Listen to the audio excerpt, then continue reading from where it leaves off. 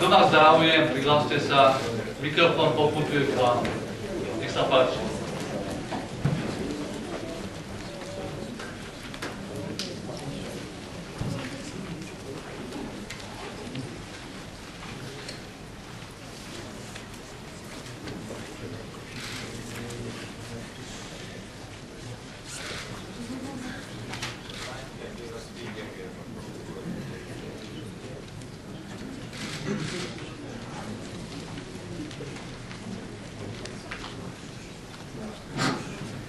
Ďakujem.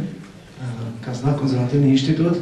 Pán profesor, vy ste načali dosť vážnu tému a veľmi dobre ste hovorili práve o tých vlastníctvách, ktoré sa dajú veľmi dobre identifikovať. Týkajú sa teda hlavne pôdy a povedzme živočíchov, ktoré sú povedzme relatívne pevné a nepohybujú sa veľmi. Ale spomínali ste teda už aj prípady zložitejšej identifikácie nejakého súkromného vlastníctva a to je práve tá migrujúca zver.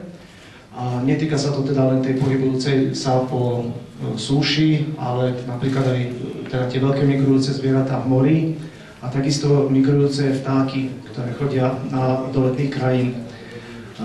Týchto problémov je oveľa viacej, pretože tam už naozaj naražame na to, že akým spôsobom vieme tam identifikovať práva vlastnícke a nejakým spôsobom si vyčleniť to územie. A netýka sa to teda len týchto migrujúcich statkov, ale týka sa to potom aj ďalších statkov, ako sú napríklad rieky, povrchové vody, kde taktiež ešte žiadna vláda sa neodvážila privatizovať ich, práve kvôli tomu, že teda je to nejakým spôsobom migrujúci statok. Ďalšie problémy sú, teda ďalšie podobné príklady sú prenosová sústava elektrická, kde taktiež teda tam tá konkurencia dvoch prenosových sústav vedľa seba je dosť obťažná nákladovo. Posledný príklad spomeniem asi odpadové hospodárstvo v prípade, kedy vlastníci bytového domu majú sústreďovať svoj odpad na jedno miesto. Je takisto veľmi ekonomicky nákladné, aby každý si zvážal na samostatné miesto, keďže tam je to vlastne aj priestorovo nemožné. Ja by som sa chcel vlastne pána profesora spýtať, že či by ste vedeli povedať, akým spôsobom riešiť tieto problémy, respektíve či je ich možné riešiť práve bez tej vládnej regulácie.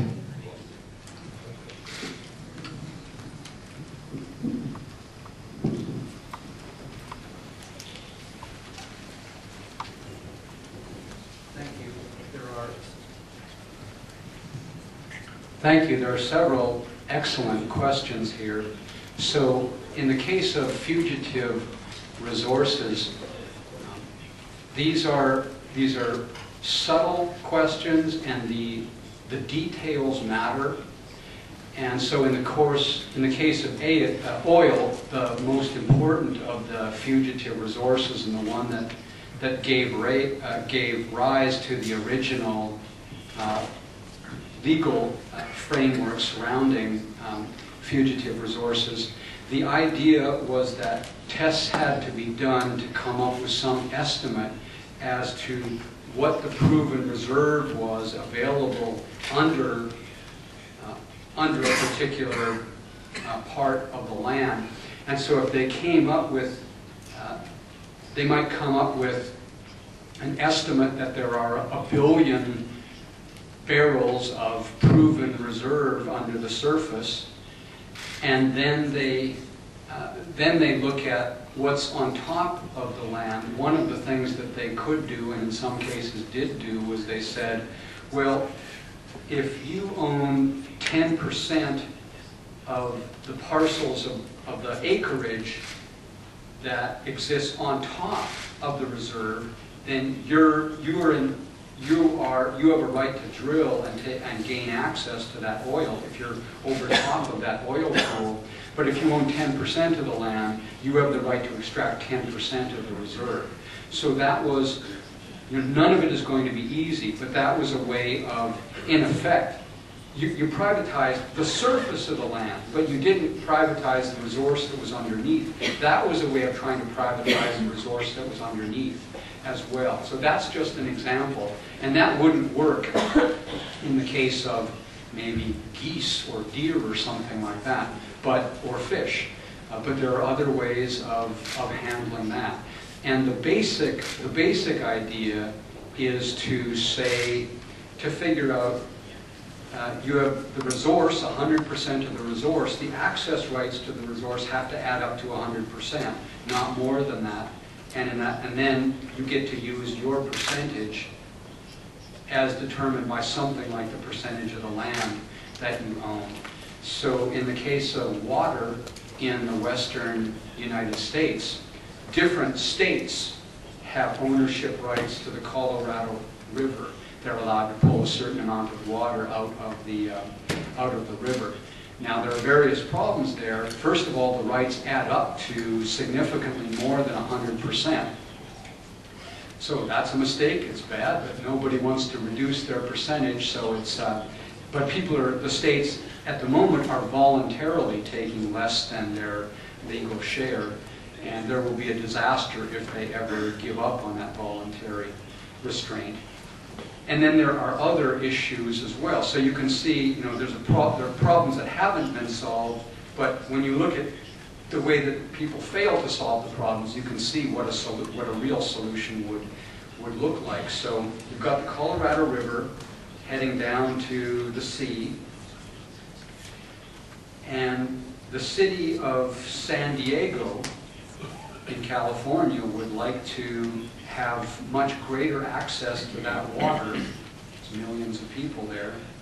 And so this is a true story, this actually happened, they went to the cotton farmers in Arizona upstream, and they said to the cotton farmers, your cotton isn't worth very much anyway, and you're using a lot of water, a great deal of water to irrigate those crops.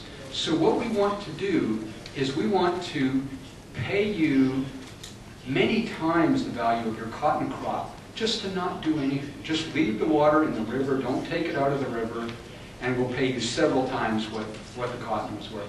And so, of course, the cotton farmers said, yes, that's a deal. The federal government stepped in and said, that's illegal, you can't do that. The cotton farmers don't have the right to sell the water. They have the right to take the water and use the water. It's a usufructuary right, is what the lawyers call it. But they don't have a right to extract the water, in effect, and then sell their rights to it to another user. They only have the right to use it or leave it. So they continued to use it, and San Diego didn't get to buy it from them. So you can see there was a little bit of privatization that they needed to do there, and still do need to do, and didn't do. Now, one of the fundamental issues you want to solve here, or you don't want the right to property to end up being a right to cause gridlock in your community. You want your right to your property to be a right to withdraw, a right to say no, a right to exclude, a right to say no trespassing. I'm not ready to sell yet. You know, when I want to sell, I will show up at the marketplace with my for sale sign, but now my sign says no trespassing, so please stay out. You don't want to interfere with that, but you don't want people to have a right to basically put up a no trespassing sign on the road or the waterway that says, you have to pay me to pass. I own this, and you have to pay me a bribe. I become like a troll under the bridge in a fairy tale. I get to hold my community for ransom. I get to bring everything to a stop unless people pay me. That's what you don't want a property system to do. And that can happen. I mean, the path of transportation, it can change. Technology can change in such a way that a whole new problem emerges. And that's one of the problems with internalizing externalities, solving externality problems, is the nature of the problem continues to evolve. So something that had been a solution can stop being a solution. And so that's why you need law and legislation. It's a terrible threat. It's a dangerous servant, a terrible master, but you still do need to do it. And so in 1936, there was a case in the United States, a common law case, which affected law all over the Anglo-American world, the aftermath of it. But someone came to court and said, his name was Hinman, and he said, that plane keeps flying over my land. What's that plane doing? He said, well, delivering mail from New York to Los Angeles. They didn't ask me permission. I say no trespassing. Person can't cross my land anymore. And so the judge says, well, to the airline, what do you think of that? It's like, well, that's crazy. I mean, we've got to be able to do it. I mean, we can get mail from New York to LA in about like 6 hours, and it used to take 6 weeks. You can't stop progress like that. And the judge said, yeah, you're right, you can't stop progress, so what are you going to do? Hinman says, well, there's 2,000 years worth of Roman law that is the basis of our law that says, he who owns the soil owns it to the heavens. And that is way down in my side of heaven, so I say no trespassing. And the judge has to do something. You know, this isn't something, you don't pull it like, is this private or socialist? And it's like, no, that's not, it's just much more complicated than that.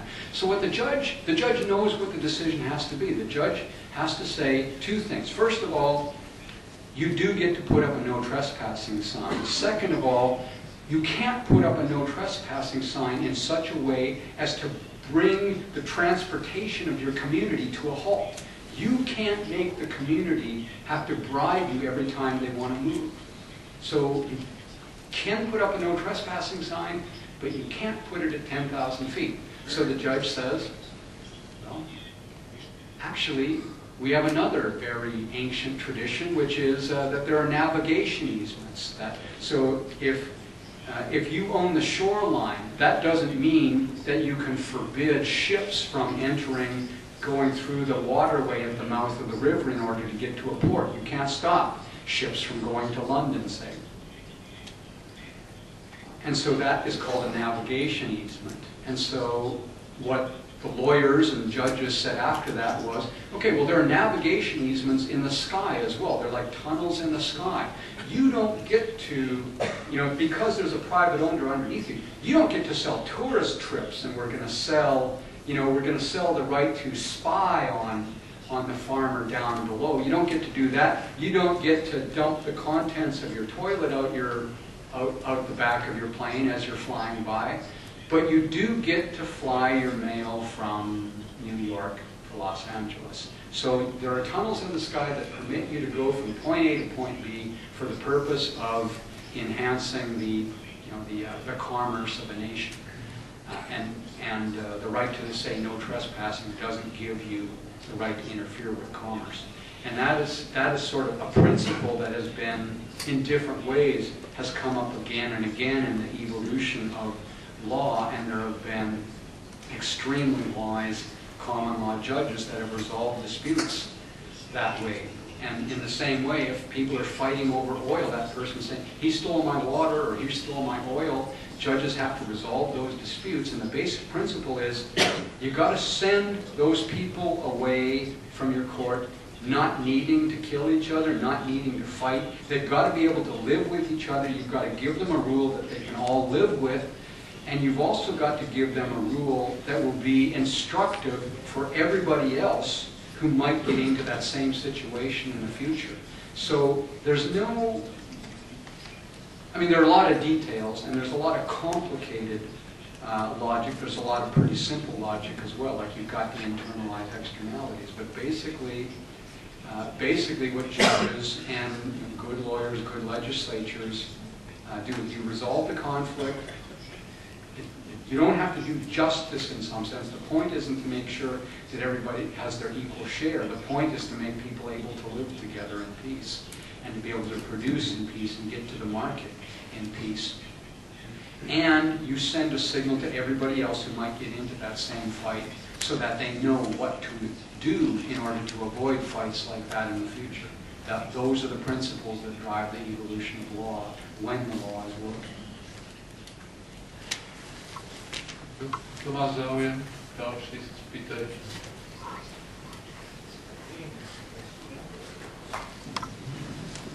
Dobrý deň. Chcel by som sa spýtať na takú vec. Bol tu spomínaný ten Johnstown. Trošku mi to pripadá tak, že chyba asi nebola v tom, že sa mali spoločne deliť, ale mám skôr taký dojem, že tam boli vlastne navezená nejaká londýnska alebo neviem aká lúza a nebolo tam vlastne ako kooperácia medzi týmito ľuďmi a správali sa tak ako v Londýne, ale boli v divočine. Ale chcel by som sa vrátiť k tej spoločnej pastvine a chcel by som prejsť do atmosféry, že pokiaľ ste sa zamýšľali nad problematikou klimatických zmien a obchodovania s emisiami, čo si o tom myslíte z hľadiska vášho konceptu? Ďakujem.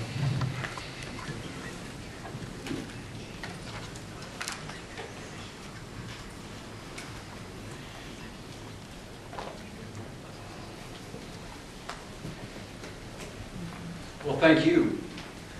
So, in the case of Jamestown, there are a lot of complexities there. I haven't talked about them all, but one of the issues apparently was that to some extent the colonists were misled. I mean, they were told that the Indians would be their servants, for example. Some of them definitely went there with the idea that they wouldn't have to work with their hands. Now, it's also true that there was some bizarre logic there. I mean, you think this was so true of some of them that it's almost like a mental illness. So there were also journals of the sailors who brought new shipments. And they would talk about having fished in the Chesapeake Bay and have caught sturgeon that were 7 feet long, caught oysters that were the size of dinner plates, and then they would leave their fishing gear for the colonists when they departed to sail back to England. And somehow the colonists didn't use that equipment because the prospect of sharing it with their neighbors was so unacceptable that they said basically they would rather die than provide their neighbors with a free ride. So, I don't know, was that an original sin that they brought with them from London? Maybe it was in a way, but they wrote about this in their journals with shame about how they also would write about each other. They say, so-and-so he's this fine gentleman who can't be bothered to feed himself. And they say, well, I will be damned if I'm going to feed him. So there's something in human nature. We have an allergy to free riders. We don't want people to freeload on us. We don't want to support parasites. But it's incredible how far that can go. I mean, these people got to a point where they had to choose between dying and saving themselves in a way that would save the free riders too, and a lot of them decided they would rather die. That's an amazing thing, but that is part of the story too. You're right to ask that question. As far as emissions permits, this is, I think, a very imperfect way to try to mimic the incentives of private property. But I don't know the details, but I also don't know of anything better. Like to say, okay, a certain amount of sulfur dioxide is going to be emitted into the atmosphere, and we know that the amount that we want to emit is not zero. We know that it's positive. We know that we want a certain amount of industrial production. So do we decide something? We don't exactly know how much we should be producing, but we arbitrarily and surely inefficiently, this is a bit like private property, but it's a lot like central planning as well. We decide what's the limit, how much we're going to allow. And then where the aspect of private property comes in is you say, well, if we're going to allow 1 million tons to be emitted in a year, then we auction off 1 million one-ton permits, say, and everyone who buys a permit, that's fine, they get the permit. And then if you are an inefficient industry, and the amount of value that you produce is only $1,000 worth of products per ton emitted, and somebody else is producing $1 million worth of products per ton emitted, then that high value producer, polluter, will buy your ton permit from you.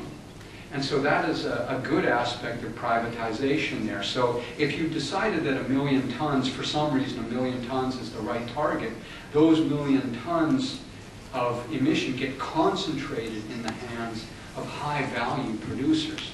So that's a good thing. And the other thing is that if you think 1 million tons, it was just the wrong number. In fact, it should have been 900,000 tons or 300,000 tons.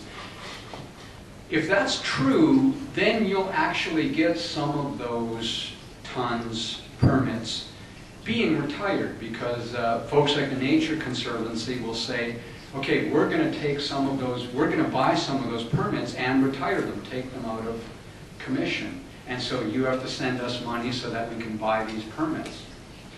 And then, so that's a way, if the number should have been 900,000, well then some of them will be bought and retired. If the Nature Conservancy can put together credible evidence that that's too much, then that's a way of changing that arbitrary limit into something that is more rational as you could learn down the line. So this is not perfect, but it is in some way, I mean, it's an improvement on the simple tragic commons that we had before. Thank you.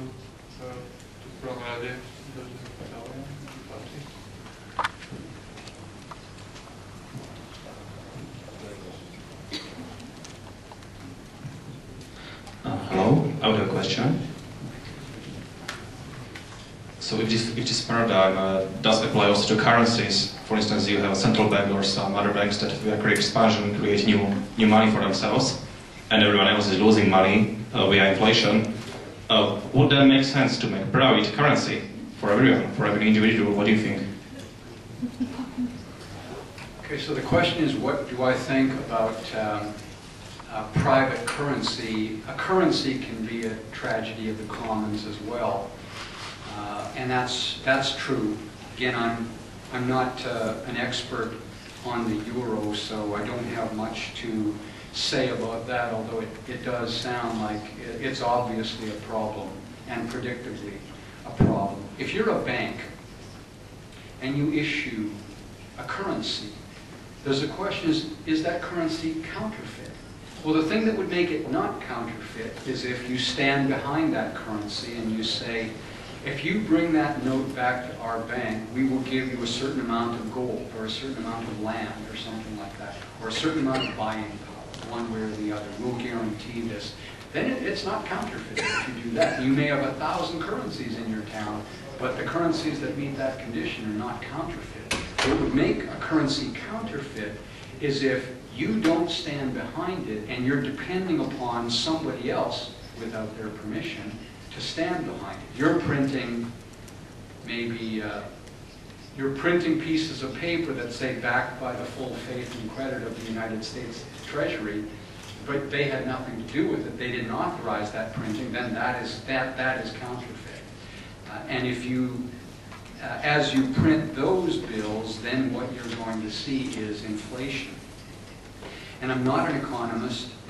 I'm never worked for a central bank or anything like that, so I don't understand exactly how this works. But say if you're a bank in Greece, if you don't mind me using an example, and I don't know whether this applies to the case or not, but if you say we're going to issue, or the government is going to issue bonds for some reason, right, to raise money. They're gonna put up the bonds, and if the bonds sell, then the government has raised the money, that, you know, what they got in the sales price. And if you're the bank, you say, well, I don't know if that's a good idea, but I'll say that we will buy those bonds. We'll pay money for those bonds. So the bank buys the bonds, and then the bank goes to the European community and says, will you allow this as collateral in securing, you know, our right to engage in fractional reserve banking and lend out money on the basis of this, lend out euros on the basis of this. And at that point, Belgium, the European Union should probably say no, but they don't say no, they say yes, because if they say yes, it's, you know, the banks crash. Greece's banks, or that bank crashes. So it's a terrible thing. I guess what you don't want is, you don't want there to be any such thing as a bank that's too big to fail. If the banks, you know, they should fail.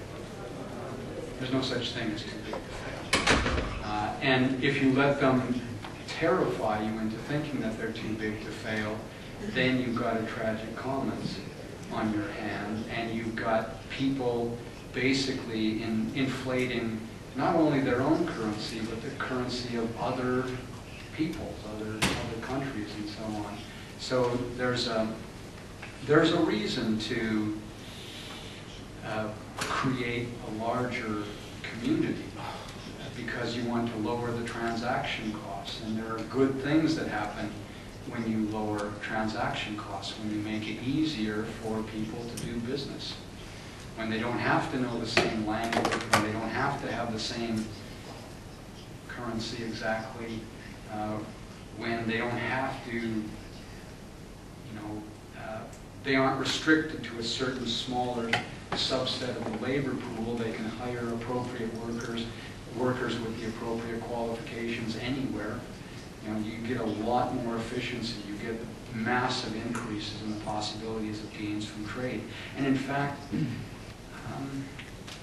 a lot of human progress is exactly about lowering the cost of transactions. The airplane, the automobile, the steam engine, the railroads, all freeway systems. These are ways of reducing transactions.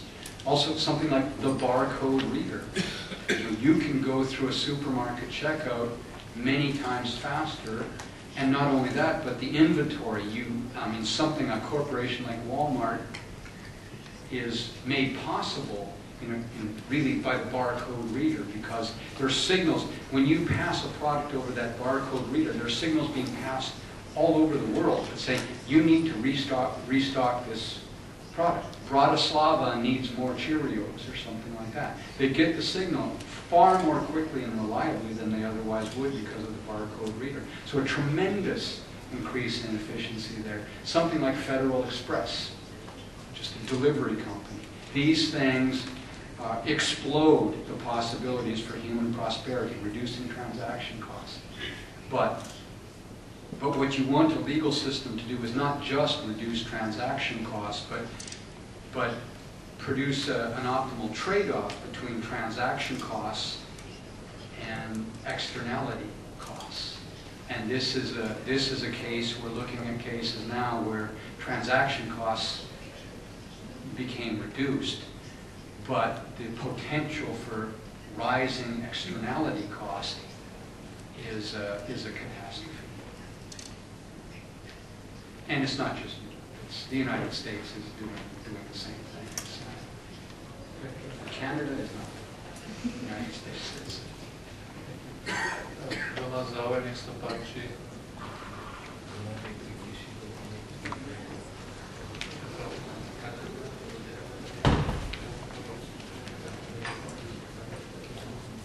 Our biggest national park in Slovakia, Haita, is a beautiful part of nature. If it is in public property, if this gets private, local people will have economical benefits of it. On the other hand, people are scared that the nature gets destroyed what would you tell them?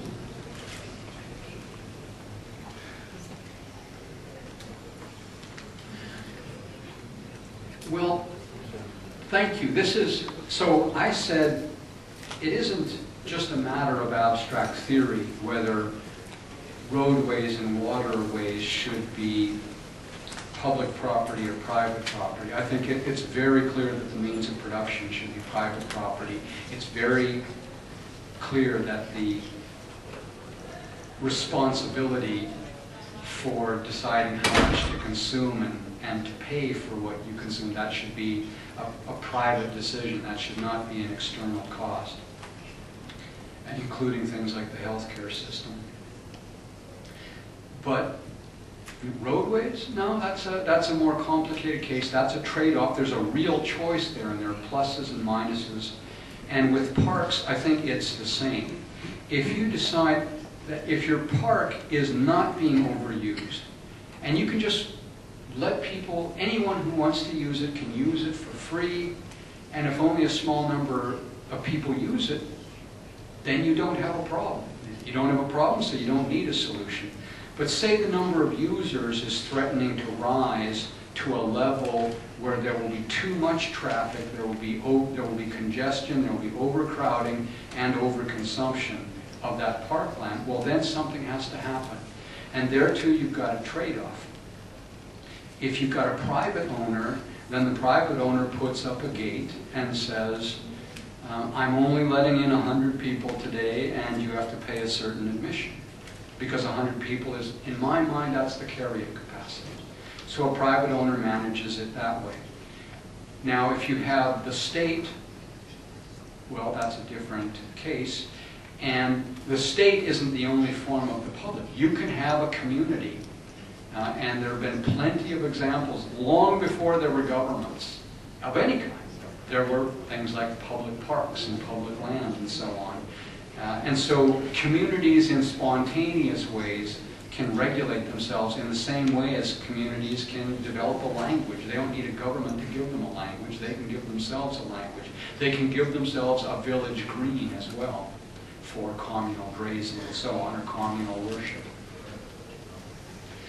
But if you have then, so suppose it's public land in any number of ways. It's held by the public rather than recognized as the property of some particular citizen, then the public can do the same thing. They can put up a gate and say, we want to restrict the number of users to 100 per day, so we're going to put a price on it, both to make sure that people who don't really want to use it don't use up the space, that only people for whom it's worth €1 or 10 euros get to access that space, and moreover, the funding that they pay in tickets gets used for maintenance and to hire the guards and the cleaners and so on.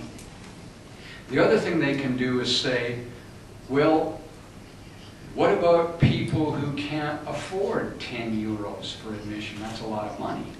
So maybe it's unfair for rich people to have easier access than poor people.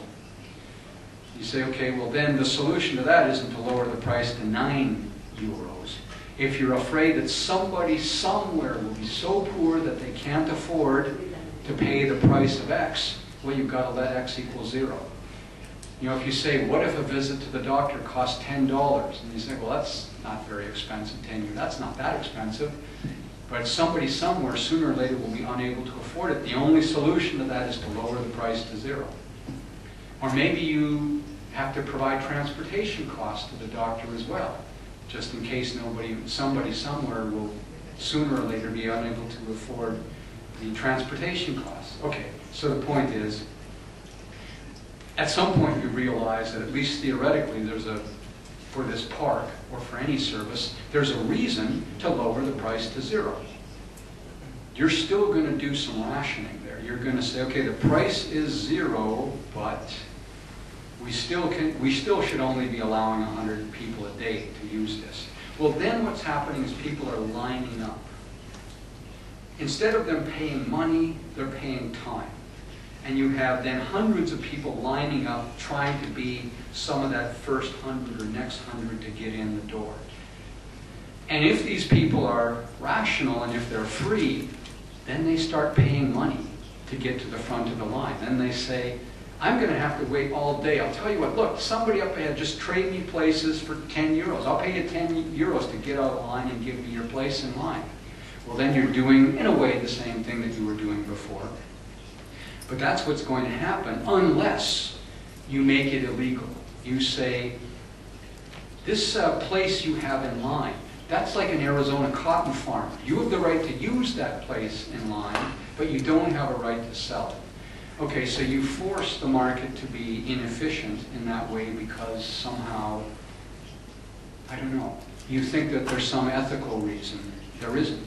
But you think that there is, and so you say you can't charge a price and we can't allow people to sell this valuable commodity as well to people who value it more highly.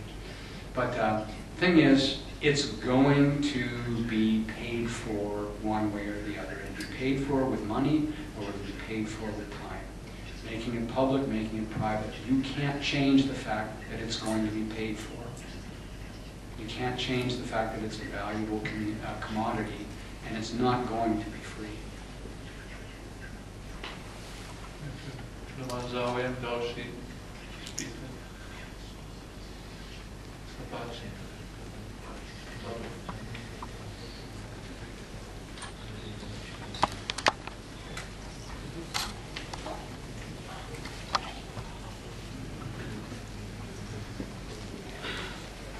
Martin Lachinský inštitút INES. Pán profesor, na konci ste sa trošku dotkli toho veľkého pola a tým je duševné vlastníctvo. Aký máte názor na túto otázku? Pretože myslím, že je názor, že duševné vlastníctvo nie je klasickým vlastníctvom, ako vnímame, a dokonca možno až v kontradikcii s ním.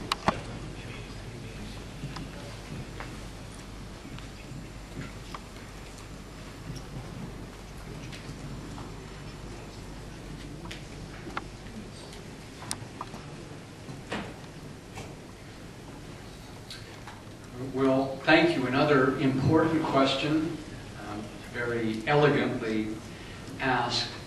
I think that in some ways intellectual property is like other forms of property. You are concerned about transaction costs. You are concerned about externality costs. But there's one fundamental difference is that you could say in the case of land, Will Rogers once said the thing about land is they're not making any more of it.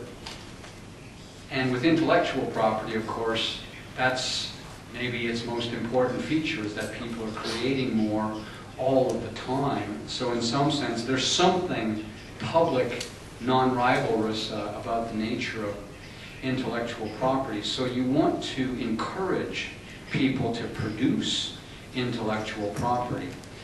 And then the question is, how do you encourage the production of intellectual property?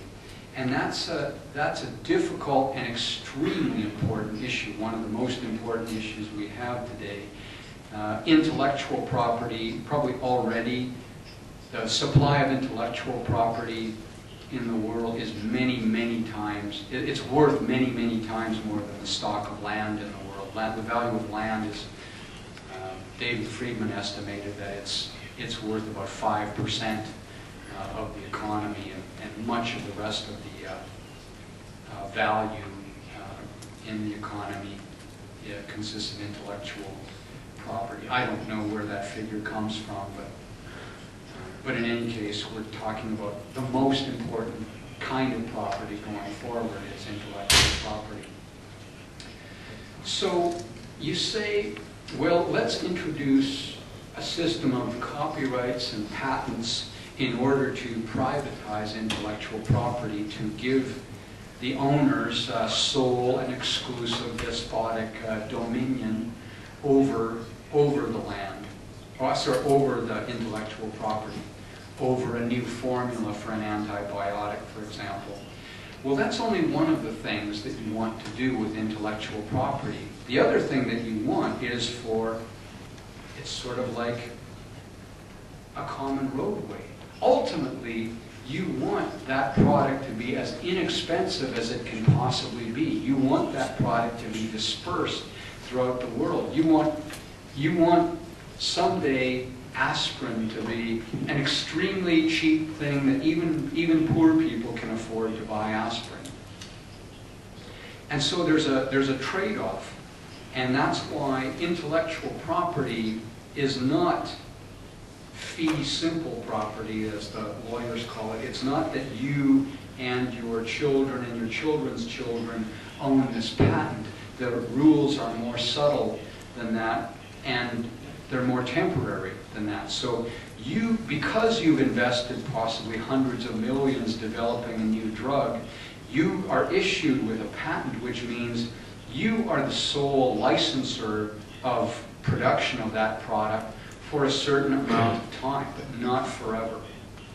And that way, the idea is to set a time limit on the length of the patent so that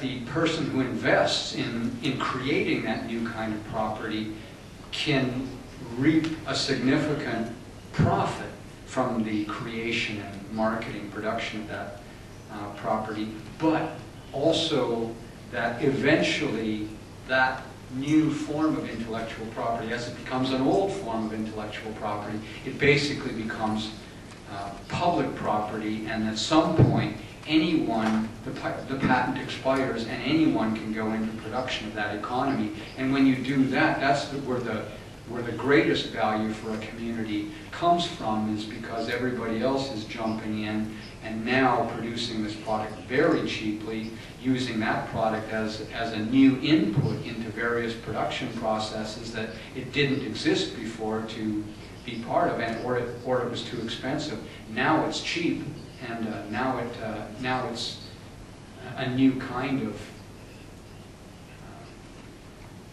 supplier, provider of human welfare. So yeah, very important going forward, intellectual property, and that's how it's handled pretty much. There is a bit of a contradiction there, but that's how they handle the contradiction: is give people a temporary property right, temporary.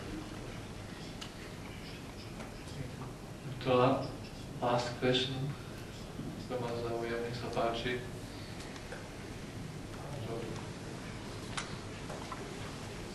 Posledná otázka.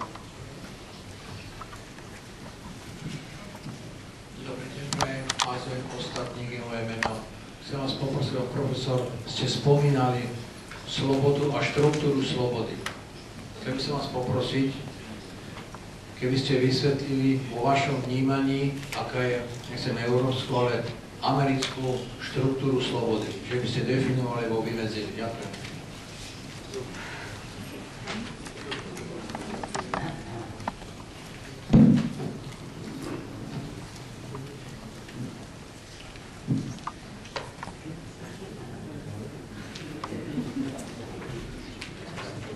Well, I always say that freedom is more than one thing. So there are different ideological perspectives. There's a social democratic perspective, there's a libertarian perspective, there's an existentialist and a nihilist perspective. There are also different dimensions of freedom. Economic freedom is not the same as political freedom. It's not the same as religious freedom. It's not the same as civil rights, the kind of freedom that, say, women acquired when they got the right to vote, or maybe more importantly, the right to own property or bank accounts in their own name. And none of those things is the same as psychological freedom. Philosophers study the free will problem, but I think more interesting than the traditional free will problem is the problem that we're finding out today, the extent to which we are shaped by social pressure, and that we are driven to conform to conventions and so on by social pressure. So free thinking doesn't come automatically to us. To be a free thinker, that is It's something you have to earn, and it takes sacrifice, it takes practice, it takes great courage. And social pressure kind of makes cowards of us all. So there are different dimensions of freedom. Now, there's also a distinction. Isaiah Berlin talked about the distinction between positive and negative freedom. Benjamin Constant, a couple of centuries ago, talked about the distinction between the liberty of the ancients and the liberty of the moderns. So the liberty of the ancients was the liberty, meaning the right to be part of the political process, to be part of the decision-making, the group of people who decides how they're going to govern themselves. So that's a kind of freedom, but the liberty of the moderns, Constance said, was basically the freedom to withdraw from the public and form your own private household and think whatever you want to think and say whatever you want to say within that group, among your family and friends and so on. And then the distinction between positive and negative freedom is it isn't nearly as simple as it sounds, and that's more than one thing as well, but part of the distinction is between a freedom from interference versus freedom as a power to actually do certain things that you want to do. So, is this woman free to fly? She appears to be free from constraints that would prevent her from flying, but that isn't the same as saying that she can fly. Whether she can fly, maybe she can fly. And I don't know if she's jumping out of an airplane, probably not. I think maybe jumping off a high board that isn't part of the, into a swimming pool or something like that. Although the artist says, this is not a fake photograph, this is a real photograph. My thing, I think it's probably a woman actually jumping into a swimming pool from a 10-meter board or something like that. But maybe she can fly. The thing is, she probably doesn't know whether she can fly, but she's willing to give it a shot. She believes in herself. She's willing to bear the consequences of her own decision because she thinks she can fly. And that's pretty cool. And I believe her. Sorry? Yeah, it's easier to fly than it is to land, right? It's just they teach pilots that. She probably already knows that, but yeah, that's good. But anyway, she's taking that terrifying chance. She believes in herself. So she's free from certain constraints, but yet in a way she's jumping into another whole set of constraints because she's wearing a wedding dress. So she's binding herself to a husband. And that's a way of, there's certain things she's free to do on the morning of her wedding day. After that, she's not free to do them anymore. So she's given up freedom in some sense. But it may be now that she's free to raise a family in a way that she wasn't free to do before, or she's free to plan a life together with a husband that she wasn't free to do before. So yeah, there are positive and negative aspects to that. But so my view, I wouldn't say that this is, so you could call this an American view if you like, but this isn't something that is, it's not typical of Americans to hold this view, but I think it is, Americans had a lot to do with fostering this view, is that all she really needs is negative freedom. Just leave her alone and she will figure out a way to fly. She doesn't need to be given very much. She just needs people to get out of the way, and she will do amazing things. You don't think she can fly, but somebody like her can fly. And if you leave people like her alone, you will see human creativity being taken to another level. So that's my view.